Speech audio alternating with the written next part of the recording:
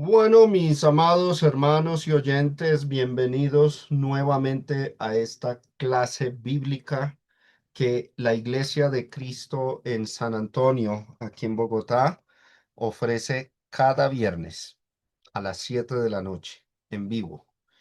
Y para mí es una gran bendición poder continuar con todos esta serie sobre la epístola llamada a los Efesios. Y en esta noche, en esta hora, vamos a abordar Efesios capítulo 1, versículos del 11 al 12. Esta lección la he titulado Herederos en Cristo. Bueno, es importante recordar lo que hemos visto en toda esta serie y especialmente en la última lección hace 15 días. En esa anterior lección, nosotros nos detuvimos a examinar el corazón del plan administrativo de Dios, donde el apóstol Pablo reveló el misterio oculto por siglos. Dios tomó una decisión antes de los siglos, es lo que viene diciendo el escritor inspirado, que es Pablo. Y esa decisión fue un anakephalaiosastai. Este término que lo estudiamos la vez pasada, que significa reunir todas las cosas en Cristo como cabeza única. Reunir todas las cosas bajo una autoridad o cabeza. La raíz de esta palabra es kéfalos, de ahí viene el término cabeza en griego. Vimos también cómo esa reunión de todas las cosas, de las que están en los cielos y en la tierra, que es una referencia a judíos y gentiles, como lo hemos desarrollado en esta serie, vimos que ese evento no anuncia algo futuro, algo cósmico. Los términos cielos y tierra, por algunos, suele ser interpretado como algo físico, algo terrenal, pero en realidad el texto anuncia es una realidad espiritual e histórica que se ejecutó en la oikonomia, o como bien lo interpretamos, o lo que significa este término, bajo la dispensación o administración de, por supuesto, de Jesucristo.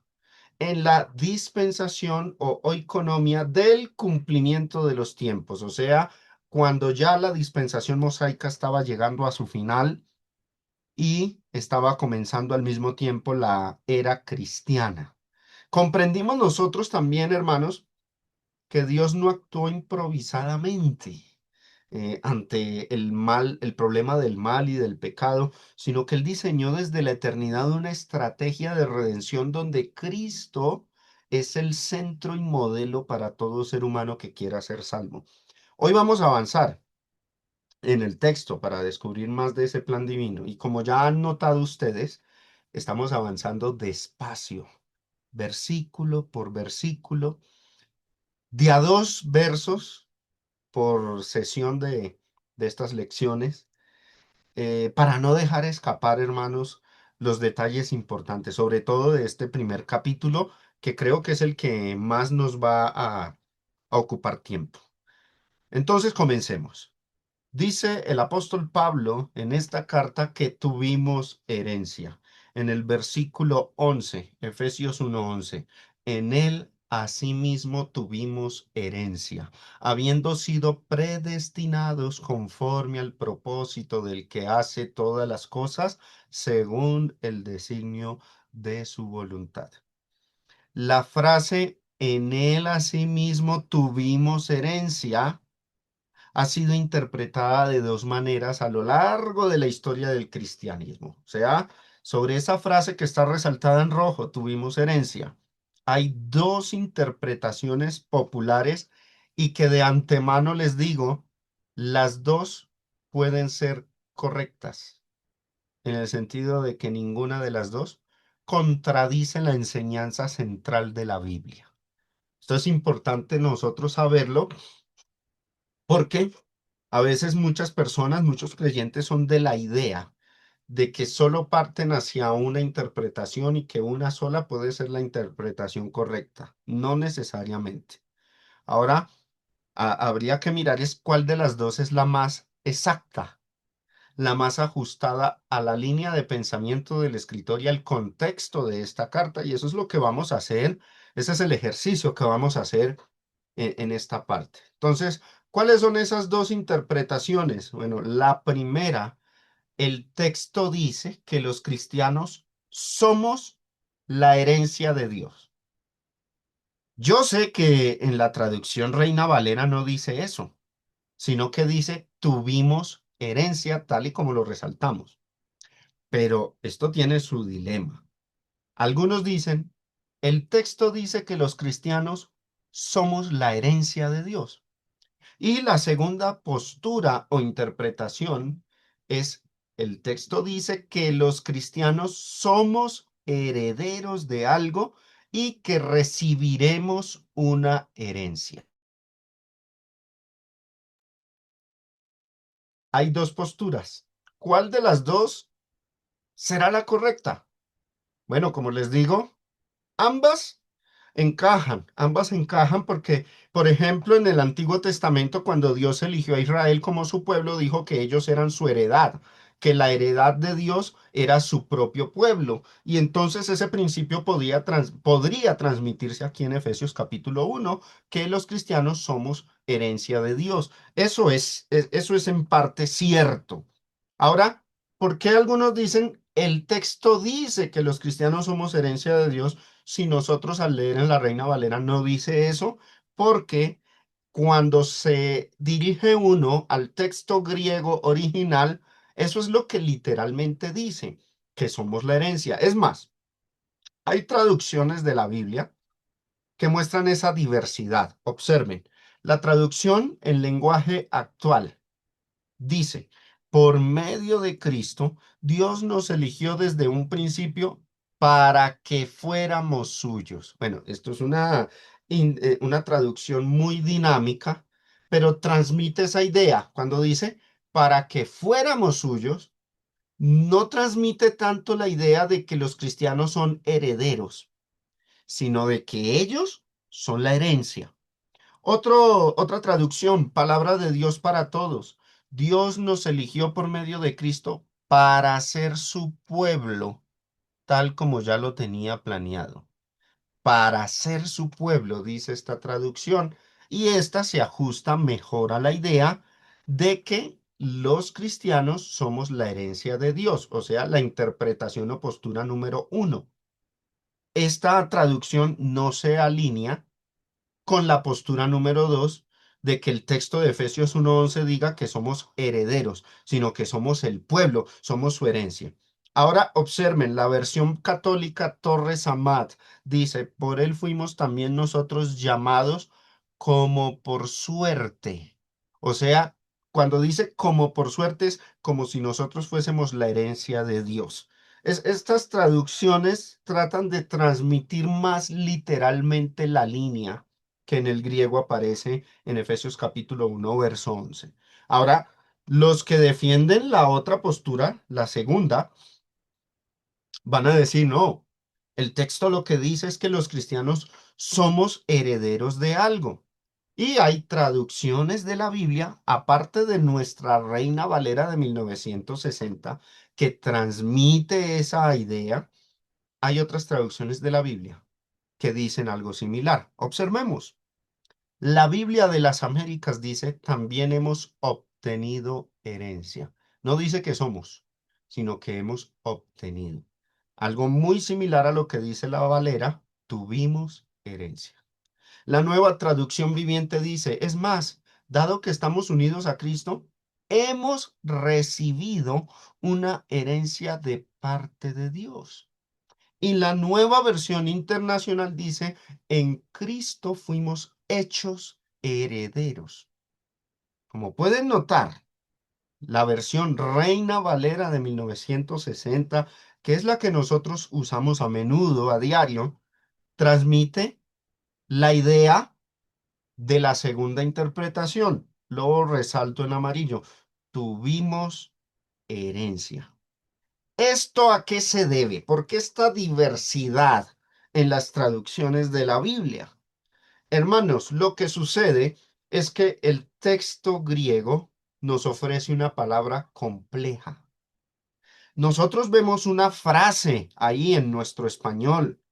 Tuvimos herencia, una frase. Pero en el griego es una sola palabra. Es un verbo, de hecho. Es esta palabra, eclereto, eclerotemen, de clero. Y está relacionada con la raíz cleros, está relacionada con la idea de una herencia o una porción de tierra que se hereda. Si uno traduce literal y textualmente este verbo, debería decir así, literalmente, en él fuimos hechos o convertidos en una herencia. O se puede traducir, fuimos designados por suerte, como hizo la versión Torres Amar. O sea, fuimos convertidos nosotros en la herencia de Dios. Ahora, esto, si se traduce esa palabra, eclerotemen, si se traduce literalmente. Ahora, si se traduce conforme al uso, su uso o modo de empleo en la época, entonces debería decir, obtuvimos una herencia. El asunto es que cualquiera de las dos formas es válida en materia de traducción, hermanos. Y ahí es donde se complica todo, porque ambos resultados son lingüísticamente aceptables. Ahora, si nos vamos por literalidad y exactitud textual, la primera opción es la que prevalece. Pero si nos vamos por el uso en la época, en los tiempos de Jesús, la segunda es la que debe prevalecer. Entonces, aquí es donde nosotros, hermanos, vamos a ver, hermanos y oyentes, vamos a ver que no siempre, oído a esto, esto es un tip importante para la interpretación, una herramienta hermenéutica importante, no siempre la traducción o equivalente textual y literal es la ruta más exacta. Porque es que hay muchos por ahí que creen que con mirar léxicos, diccionarios y ver la textualidad de una palabra o su etimología han resuelto todo dilema. No, no es así.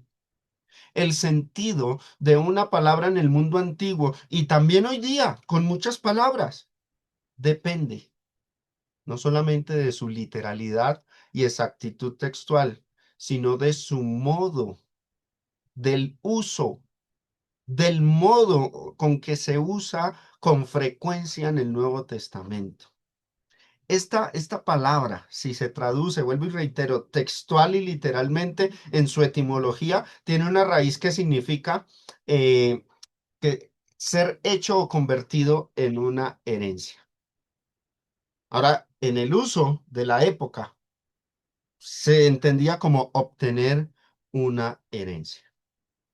Quiero ponerles un ejemplo de esto, un ejemplo, ¿no? Porque es que vamos a dejar a un lado la etimología de las palabras y vamos a hablar de esta área, el modo o uso que tenían. De ahí viene el término modismo. Yo he enseñado sobre esta figura retórica, figura de lenguaje en la Biblia, los modismos, ¿no? El modo o uso que tenía en la época. Por ejemplo, vamos a tomar otra palabra de la Biblia, el término griego proskuneo o proskinio, que traduce adorar. ¿Qué es proskinio? Traducido al español, adorar. Eso es lo que significa, adorar. Ahora, esa palabra se traduce adorar, sí, pero si usted investiga su significado textual, literal, su etimología, tiene una raíz, ese término en su etimología y literalidad, que significa besar la mano. Por esto de que a los reyes en la antigüedad una forma de reverenciarlos, de respetarlos, era besándoles la mano. Entonces, ese término prosquinio significa, o traducido textualmente, es besar la mano. Ahora, Obviamente, para poder adorar a Cristo, pese a su etimología, se sabe que no tenemos que buscarlo a Él y besarle la mano. Es algo imposible de hacer. Este término en los tiempos de Cristo se entendía no conforme a su etimología, hermanos, sino conforme a su modo de uso. Esta palabra proskineo, que traduce adorar, en los tiempos de Cristo, su modo de uso ya significaba adorar, rendir homenaje, reverenciar, pese a que la literalidad era besar la mano. Pero cuando los escritores novotestamentarios, por revelación, por inspiración, escribieron el Nuevo Testamento, ya en esa época, esa palabra prosquinio no significaba literalmente, no se dirigía a su literalidad. Besar la mano no era el significado más común del término, sino su modo de uso era adorar, rendir homenaje, reverenciar, y por eso muchas traducciones de la Biblia, o la mayoría o todas ahora, nos traducen el término prosquinio como adorar en vez de besar la mano. Nadie en el primer siglo entendía ese verbo como una instrucción literal para besar la mano de Dios o de Cristo. Algo imposible, ¿no? Entonces, ¿qué aprendemos de esto, mis amados hermanos? Una regla hermenéutica fundamental. Y la pongo ahí en pantalla. El significado de una palabra bíblica no siempre se determina por su origen etimológico, sino por cómo se usaba en la época y en el contexto en que fue escrita. Con esto en mente, no habría dificultad en reconocer que la traducción que nos ofrece la Reina Valera de 1960, que está ahí arriba, tuvimos herencia, y todas las traducciones similares muestran la forma más apropiada, más correcta de traducir el texto y el sentido de las palabras de Pablo. Entonces, en mi caso, en lo personal, si me preguntan cuál de las dos interpretaciones, hermano Germán, tú es la que más ves como correcta a la luz de la Biblia, yo diría que ambas encajan, pero que dentro del contexto paulino, la segunda, o sea, tal y como la Reina Valera nos la traduce, en él asimismo tuvimos herencia, es la mejor forma de traducir.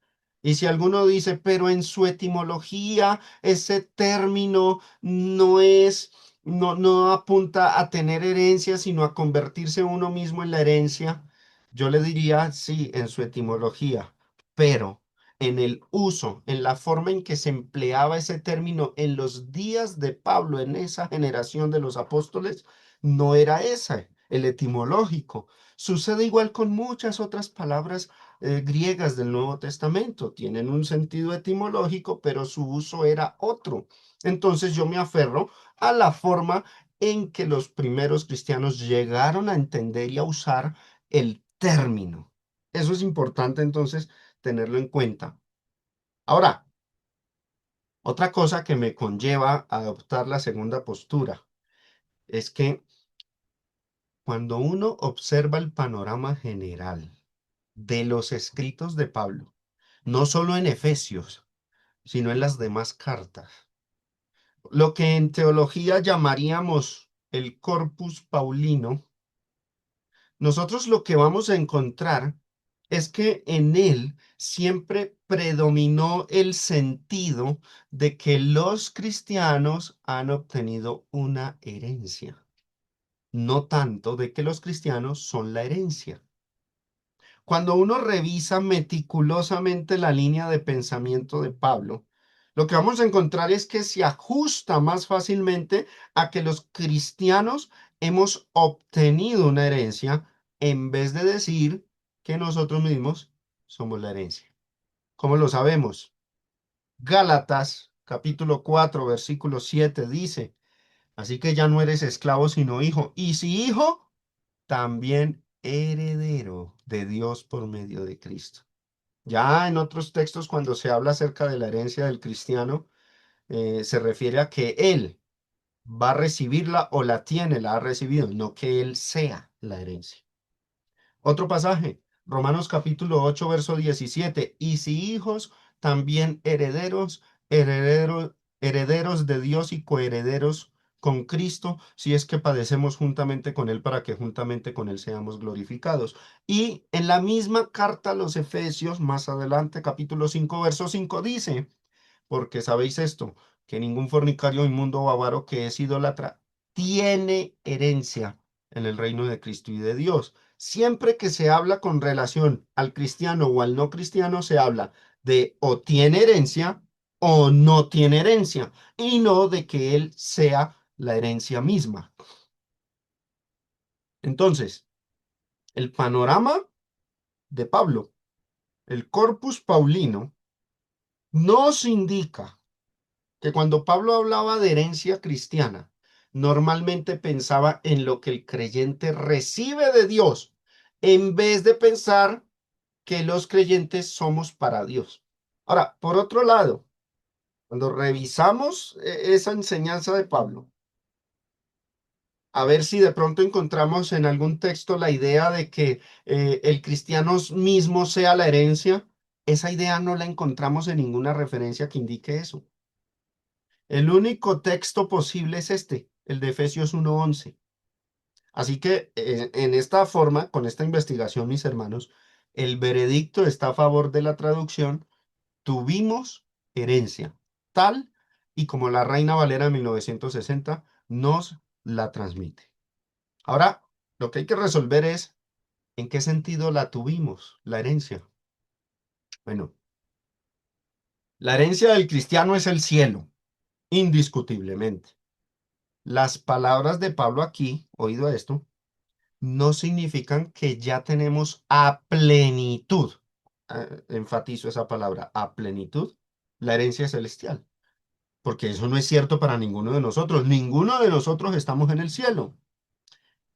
El texto dice claramente que dicha herencia la tenemos, ahí lo resalto, en Él. Y observen Efesios 1:1 arriba, lo voy a resaltar, en Él, asimismo, tuvimos herencia.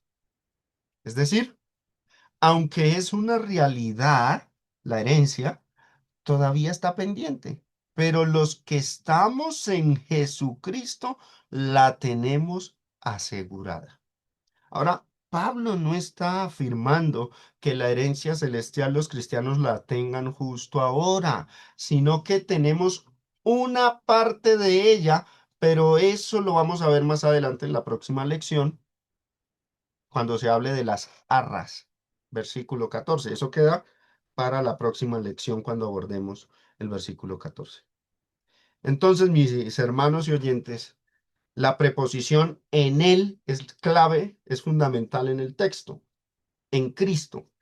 Esa preposición indica que solo dentro de la esfera de Cristo, la fe, el evangelio, su pacto, la fidelidad, su obediencia, nuestra obediencia a él, de esa forma es que se accede a tener esa herencia asegurada. Fuera de él, no hay título, no hay testamento, no hay herencia.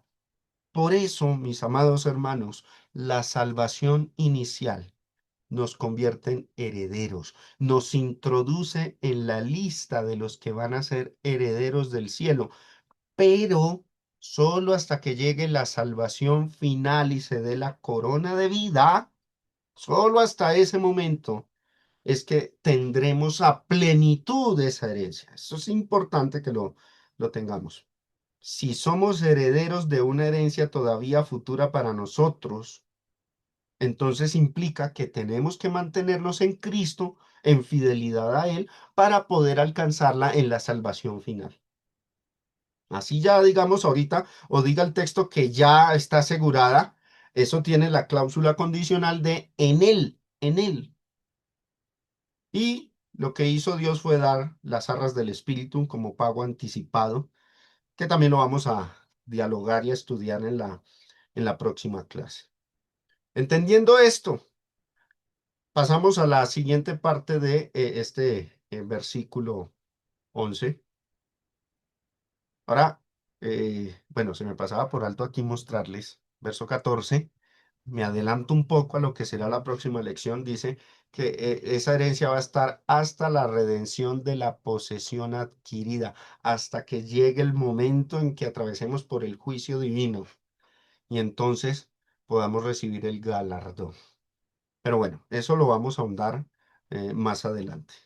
Habla también el texto de Efesios 1:11 de que fuimos predestinados. Dice, en él asimismo tuvimos herencia, habiendo sido predestinados conforme al propósito del que hace todas las cosas según el designio de su voluntad. De esto ya hemos estudiado y no nos vamos a ocupar aquí mucho, no vamos a dedicar mucho tiempo a este tema de la predestinación, ya lo vimos. Pero como repaso, la predestinación que Pablo enseña no es el famoso decreto arbitrario de un destino incondicional fijado sin consideración a lo que los hombres hagan, como sostiene el calvinismo clásico. Más bien se refiere al diseño de Dios desde antes de la fundación del mundo, un plan de salvación centrado en Cristo, abierto a todo aquel que responda con fe, oído, activa y fiel, con fidelidad al Evangelio de Cristo. Predestinar, hermanos, no significa elegir nombres en una lista cerrada e incondicional desde antes de la fundación del mundo. No, significa que se estableció un camino de antemano bajo una esfera de gracia en Cristo. Y dentro de esa esfera, cualquier persona que permanezca fiel a Cristo recibe la herencia prometida. La predestinación, hermanos, apunta al diseño de Dios en Cristo como modelo a seguir, no a una selección incondicional de individuos de manera arbitraria. Los defensores del calvinismo clásico inmediatamente dicen, pero es que esa idea debilita la soberanía divina. Ellos hablan mucho de soberanía divina, pero al tratar de salvaguardar esa dichosa soberanía, ellos afectan algo peor, el libre albedrío de los hombres. La soberanía de Dios no consiste en anular la voluntad o libre albedrío de los hombres, sino más bien se enfoca en redimir al hombre, guiarlo, ayudarlo a tomar buenas decisiones, respetando su libertad de elegir el camino y de su manera de actuar, no tocar sus decisiones, no controlarlo como robot. Entonces, esto es importante, que por cubrir una cuestión, la soberanía de Dios no se anule. Otro hecho fundamental, que es el libre albedrío. Entonces, entendiendo esto o repasando mejor esto de la predestinación, que como les dije ya lo vimos en lecciones anteriores, pasamos entonces al versículo 12, cuando dice los que primeramente esperábamos en Cristo. Observen el texto. A fin de que seamos para alabanza de su gloria, nosotros los que primeramente esperábamos en Cristo. ¿Quiénes son esos? Aquí tenemos otra frase larga en español. Nosotros los que primeramente esperábamos en Cristo. Pero en el griego es una sola palabra. Esto sorprende a muchos, ¿no? Una sola palabra. La palabra es difícil. Proelpicotas. Esa palabra significa o debe traducir haber esperado de antemano o haber puesto la esperanza en algo previamente. Este es el dilema a veces de las traducciones, ¿no? De ciertas palabras. Una palabra puede equivaler en español a una frase larga o una frase larga puede también reducirse a una palabra. Bueno, en fin. Esta palabra tiene un tiempo verbal, hermanos, que apunta a un grupo específico de individuos que ya ejercía fe en la promesa de que iba a venir un Mesías para salvarlos, y ese grupo de personas ejerció su fe antes de que el evangelio comenzara a predicarse. Yo sé que ustedes ya saben a quiénes me estoy refiriendo, a los judíos. Históricamente, los que primeramente esperaron en Cristo fueron los judíos. Bíblicamente, los primeros que esperaron en Cristo fueron los judíos. Ellos son ese nosotros los que primeramente esperábamos en Cristo. Pablo se incluye porque él es judío. Ellos estaban arraigados a las promesas del Antiguo Testamento, a lo que los profetas le dijeron. Ellos esperaban la salvación en la persona del Mesías, Cristo o Mesías. Recuerden que son términos paralelos. Mesías es hebreo, Cristo es griego, pero son lo mismo, ¿no? Ahora, de que la Biblia lo dice, obsérvenlo. Lucas capítulo 2 del 25 al 29. Habla de un hombre llamado Simeón, dice, y aquí había en Jerusalén un hombre llamado Simeón, y este hombre, justo y piadoso, ¿qué dice ahí? Esperaba la consolación de Israel. O sea, era uno de los que primeramente esperó en Cristo. Y el Espíritu Santo estaba sobre él, y le había sido revelado por el Espíritu Santo que no vería la muerte antes que viese al ungido del Señor, al Mesías.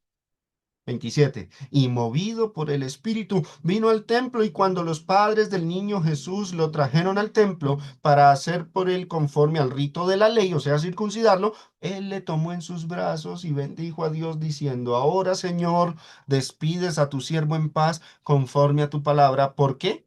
Porque han visto mis ojos tu salvación.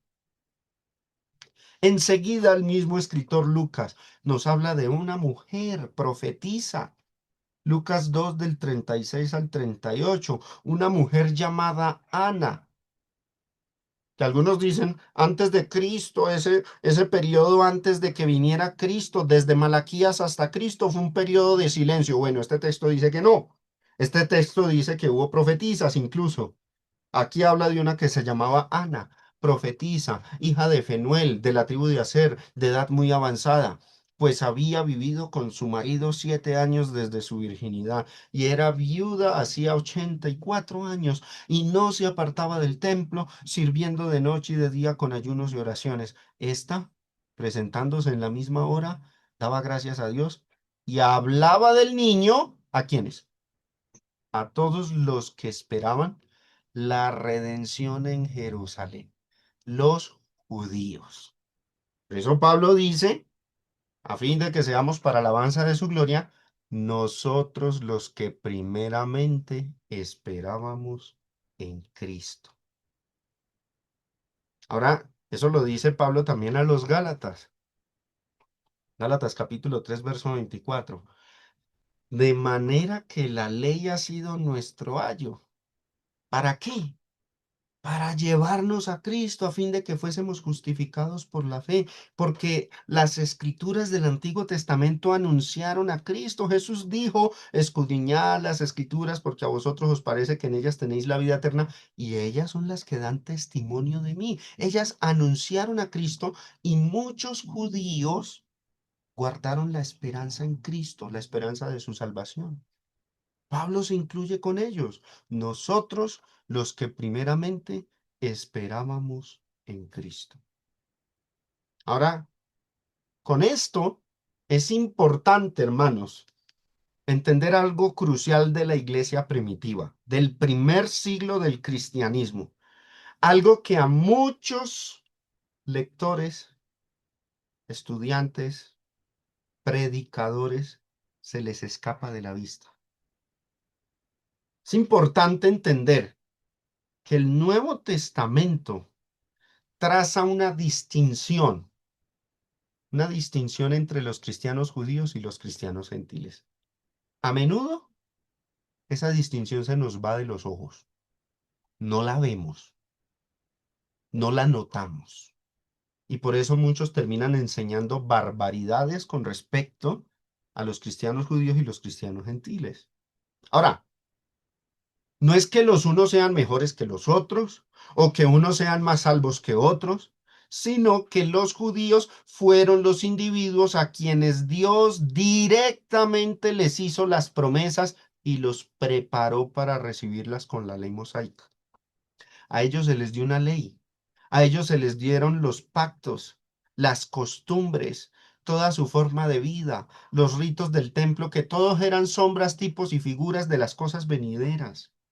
A ellos se les dio todo esto, esas sombras que tipificaban y anunciaban a Cristo.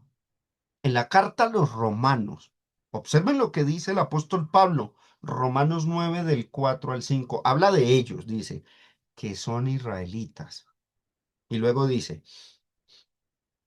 de los cuales son la adopción, la gloria, el pacto, la promulgación de la ley, el culto y las promesas.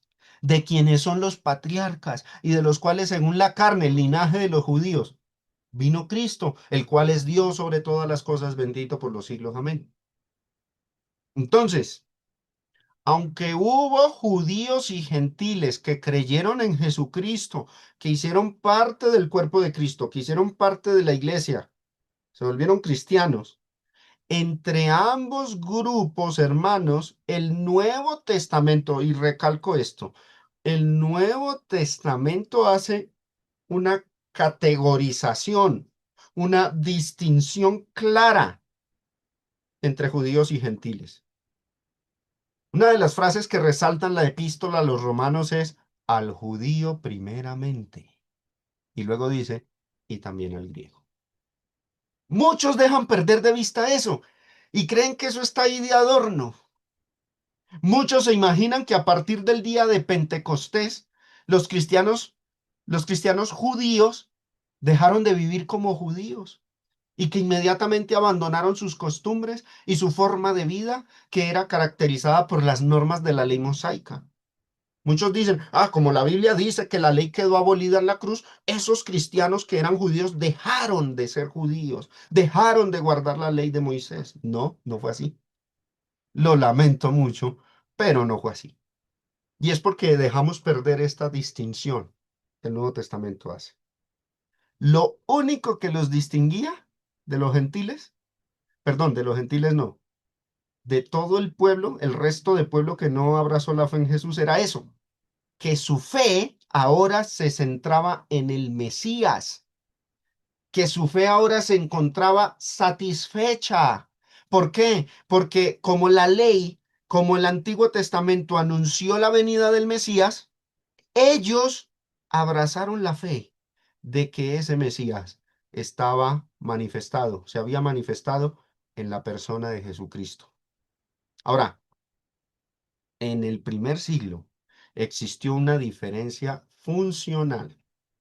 Los judíos cristianos, oído esto, los cristianos judíos mantuvieron sus prácticas culturales y la observancia de la ley de Moisés. Siguieron guardándola. ¿A dónde dice eso? Bueno, Hechos capítulo 21, del 17 al 25, vamos a leerlo. Dice, Pablo estaba haciendo un recorrido. Acuérdense que en el capítulo 20 llegó a Troas, estaban reunidos el primer día de la semana para partir el pan, salieron de Troas rumbo a Jerusalén y dice, Hechos 21, 17, cuando llegamos a Jerusalén, los hermanos, ¿quiénes? Los cristianos de la iglesia en Jerusalén, esos que desde Pentecostés se convirtieron, ya han pasado décadas. Cuando llegamos a Jerusalén, los hermanos nos recibieron con gozo. Y al día siguiente Pablo entró con nosotros a ver a Jacobo. Jacobo, hermano en la carne de nuestro Señor Jesucristo, era un anciano allá en la iglesia de Jerusalén. Y dice, y se hallaban reunidos todos los ancianos, a los cuales después de haberles saludado, ¿qué hizo Pablo? Les contó una por una las cosas que Dios había hecho entre los gentiles por su ministerio. Y observen, cuando ellos lo oyeron, glorificaron a Dios y le dijeron, ¿ya ves, hermano? ¿Cuántos millares de judíos hay que han creído, se han vuelto cristianos, Pero miren, lo voy a resaltar. Y todos son celosos por la ley. ¿Qué dice el texto? Eran cristianos, no gentiles, sino judíos, los que primeramente esperaban en Cristo. Y a pesar de haberse vuelto cristianos, todos eran celosos por la ley. Todos guardaban la ley. Ahora, Pablo tenía una mala fama para con los cristianos de Jerusalén, y era esta, verso 21. Pero se les ha informado en cuanto a ti, a Pablo, que enseñas a todos los judíos que están entre los gentiles, los judíos de la diáspora, los judíos helenos, que enseñas a todos los judíos que están entre los gentiles a apostatar de Moisés, o sea, a apartarse de la ley de Moisés y de las costumbres, diciéndoles que no circunciden a sus hijos ni observen las costumbres. Quiero que pensemos en esto. Para los cristianos de Jerusalén, que eran judíos, esa información que se les había dado respecto al apóstol Pablo, de que Pablo le estaba diciendo a los judíos helenos, a los judíos del mundo grecorromano, que se apartaran de Moisés y que no se circuncidaran y que no observaran las costumbres ni las leyes de Moisés, eso Pablo no lo hizo primeramente, pero era mal visto eso en la iglesia de Jerusalén. Esto es lo que yo quiero hacerles ver a todos y espero que sintamos que estamos abriendo los ojos con esta información. Para ellos era mal visto. Ahora, en realidad Pablo nunca hizo eso. Pablo, en Romanos 14, cuando nosotros leemos, Pablo permitió que los cristianos judíos siguieran guardando sus costumbres y sus opiniones y sus creencias sobre los alimentos y los días, pero les dijo que no juzgaran a los gentiles si ellos no guardaban esas cosas. Eso es lo que nosotros debemos tener claro. Ahora, continúo leyendo. ¿Qué le dicen los cristianos de Jerusalén a Pablo? ¿Qué hay pues? La multitud se reunirá de cierto, porque oirán que has venido. O sea, todos estaban escandalizados. ¿Cómo así que viene este apóstol, Pablo, a enseñar que es que los judíos tenemos que alejarnos de la ley de Moisés? Entonces, miren lo que acuerdan. Le dicen, verso 23, haz pues esto que te decimos. Hay entre nosotros 4 hombres que tienen obligación de cumplir voto. Paremos aquí. ¿Cómo así? La iglesia de Jerusalén tenía 4 hombres, dice, hay entre nosotros, o sea, entre la iglesia de Jerusalén, hombres que tenían obligación de cumplir voto. O sea, estos cristianos todavía guardaban la ley, hacían votos conforme a la ley, no votos imaginarios, no conforme a la ley de Moisés con todas las reglas de la ley. Y tenían, para los cristianos allí, era una obligación de, ellos tenían que cumplir ese voto. Ahora, mire lo que le dicen a Pablo, tómalos contigo, purifícate con ellos, o sea, cumpla con los rituales de purificación según la ley, y paga sus gastos para que se rasuren la cabeza. Se iban a rapar la cabeza porque eso era requisito para los que hacían voto. Y todos comprenderán que no hay nada de lo que se les informó acerca de ti, sino que tú también andas ordenadamente guardando la ley. Pablo tuvo que demostrar que él como judío guardaba la ley. Ahora hacen una distinción. Yo quiero que al punto que quiero llegar es mostrar eso, lo que dice el título azul, distinción entre los cristianos judíos y los cristianos gentiles. Observen el verso 25, hermanos. Pero en cuanto a los gentiles que han creído, los gentiles que ahora son cristianos, nosotros, o sea, allá desde Jerusalén donde estaban todos los apóstoles, les hemos escrito determinando que no guarden nada de esto. O sea, ellos, los gentiles, somos los que no estábamos obligados a guardar nada de eso, de la ley mosaica. Solamente se les pide que se abstengan de los sacrificados a los ídolos, de sangre, de ahogado y de fornicación. Ese es el punto. Yo espero que esta información a ustedes, hermanos, les quede muy precisa y muy clara, porque es que voy a contar algo personal. Y me ha pasado que cuando he hablado de Hechos 21, y como muchos han tenido en la mente la idea de que, ay, desde el día de Pentecostés la ley quedó abrogada y ni los cristianos allá en Jerusalén la guardaban porque eso era un pecado gravísimo. Y cuando yo les digo, no, así no era el asunto, miren lo que pasó, ellos eran judíos, ellos siguieron con sus costumbres, siguieron guardando inclusive la ley y no les era pecado porque eran judíos. El pecado era guardar la ley para ser salvos, no guardarla por costumbre o por tradición, sino para ser salvos. Ahí sí radicaba, y es lo que Pablo traza en la carta a los Gálatas, por ejemplo. Entonces, cuando yo digo eso, me han dicho muchos, eso es doctrina suya. Ah, esa es la postura de Germán. No, no es mi postura. Si yo leo Hechos 21, ahí está. Si yo me viajo para la Patagonia en Argentina o la China, ese texto sigue diciendo eso que ustedes están viendo con sus ojos, no me lo inventé yo. Yo nací en 1984 y este texto existe hace 2000 años, porque es que a veces le atribuyen a uno, eso es doctrina suya, no, ahí está el texto. Hay que lidiar con esa información. Ah, pero yo he entendido que los cristianos judíos ya no guardaban la... Bueno, has entendido mal y este texto te está mostrando que así no ha sido. Entonces, hubo una distinción en el siglo primero entre cristianos judíos y cristianos gentiles, sí. Los cristianos gentiles no estaban obligados a guardar la ley judía, pero los cristianos judíos siguieron guardando sus costumbres. Y espero que recuerden la lección anterior donde hablamos de las dispensaciones. Y también aprendimos que la dispensación mosaica no acaba inmediatamente en la cruz, sino que se extiende hasta el año 70, hasta la destrucción de Jerusalén. Entonces, las escrituras, hermanos, no presentan una igualdad en costumbres entre cristianos judíos y cristianos gentiles, sino una diversidad. Los cristianos judíos tenían una forma de vivir, de proceder y de actuar allá en Jerusalén. Su iglesia en Jerusalén, autónoma e independiente, tenían sus propias costumbres y maneras de llevar la vida en Cristo bajo sus costumbres y tradiciones judías. Cuando Pablo viajaba allá, se hacía judío a esos judíos. Ahora, los gentiles no tenían esas costumbres, ellos no tenían por qué guardar nada de esto, dice el verso 25, sino que se tenían que abstener de lo que el Nuevo Testamento revela como pecaminoso. Tenían que guardar la ley de Cristo y abstenerse de pecar.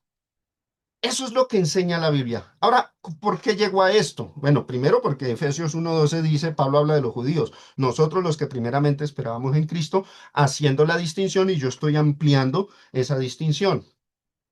Ahora yo quiero notar una cosa.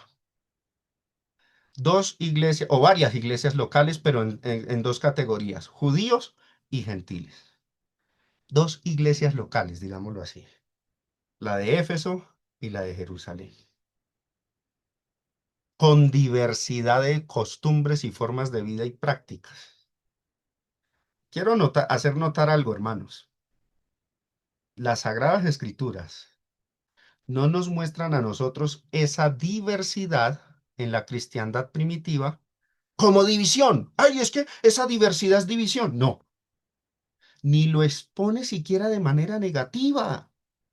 Más bien lo contrario, esa situación de diversidad en la iglesia primitiva se presenta en las escrituras como fiel testimonio y muestra de que Dios, en medio de la diversidad de costumbres, culturas, prácticas y aún de opiniones, busca y quiere unir a todos en un solo cuerpo, en una sola familia de la fe. Y lo que se debe mantener, hermanos, es la base fundamental que nos une en la misma fe, la base fundamental que es Cristo, o sea, nuestra fe fundamental es cristológica. Reconocemos a Jesucristo como ese Salvador sin necesidad de exigirles a los judíos que abandonen sus opiniones, prácticas y costumbres o a los gentiles que dejen las suyas. Este principio para muchos es difícil. Oído a esto, para muchos esto es difícil. porque han sido educados de otra manera. Para muchos es inaceptable, porque lastimosamente muchos hoy día se caracterizan es por tener una actitud muy rígida y legalista. No son capaces de tolerar que otras iglesias locales tengan sus propias formas de orden y sus propias concesiones y costumbres. Y muchos bajo una enseñanza sutil, artimañosa, bajo estratagemas y construcciones teológicas fuera de contexto, han establecido la tesis de que si todas las iglesias no funcionan como ellos quieren que funcionen, entonces todas las iglesias están en apostasía o son iglesias falsas o se desviaron y acusan de que todas van a ir al infierno. Y se muestran a sí mismos como los únicos poseedores y practicantes de la verdad absoluta. Tengan cuidado con esa clase de expositores y predicadores. Tengan cuidado, porque todos estos lo que muestran no es el espíritu de Cristo que busca la unidad en medio de las diferencias, sino que exponen es un celo, el mismo celo que caracterizó a aquellos divisionistas que surgieron en la iglesia primitiva. ¿Quiénes? Los cristianos judaizantes que provenían mayormente del fariseísmo. Es lo que dice Hechos 15:1. Entonces algunos, los que no soportaban esa diversidad, entonces algunos que venían de Judea, enseñaban a los hermanos, si no os circuncidáis conforme al rito de Moisés, era lo que acusaban, no podéis ser salvos, no pueden ser salvos. Hoy día dicen lo mismo, si no hacen las cosas como nosotros enseñamos y según nuestras maneras, no van a ser salvos, se van a perder, se están en apostasía, se fueron, se perdieron, no tengas comunión con él, ni vayas ni te congregues allá. Entonces, hermanos, ese no es el espíritu de Cristo, esa no es la enseñanza del Nuevo Testamento, eso ha sido una distorsión. Ahora, volviendo a Efesios, la expresión nosotros los que primeramente esperábamos en Cristo, ya nos quedó claro, ¿cierto? Se refirió a los judíos con sus particularidades de vida. Ahora, no es que esta frase establezca que ellos eran más privilegiados, un privilegio permanente para ellos, sino que Pablo reconoce el orden histórico del plan de Dios. ¿Qué hizo Dios? Antes de la fundación del mundo diseñó un plan, volvamos a Efesios, estamos repasándolo, Efesios 1, diseñó un plan y él eligió de entre todas las naciones del mundo un pueblo especial para que a través de ese pueblo llegara el Mesías, la promesa. Y luego esa bendición cobijaría a los gentiles. Entonces Dios no tiene dos pueblos, ni dos planes de salvación, ni dos evangelios, como aseguran por ahí los dispensacionalistas y premilenialistas. Dios tiene un propósito eterno ejecutado en Jesucristo, en el cual tanto judíos como gentiles son partícipes por igual del mismo cuerpo. Entonces, a- aceptando Dios las diversidades entre ellos. Ustedes, judíos, sigan guardando estas cosas, pueden seguir con sus costumbres. Ustedes, gentiles, no es necesario que guarden esto, absténganse nada más de estos pecados y ya.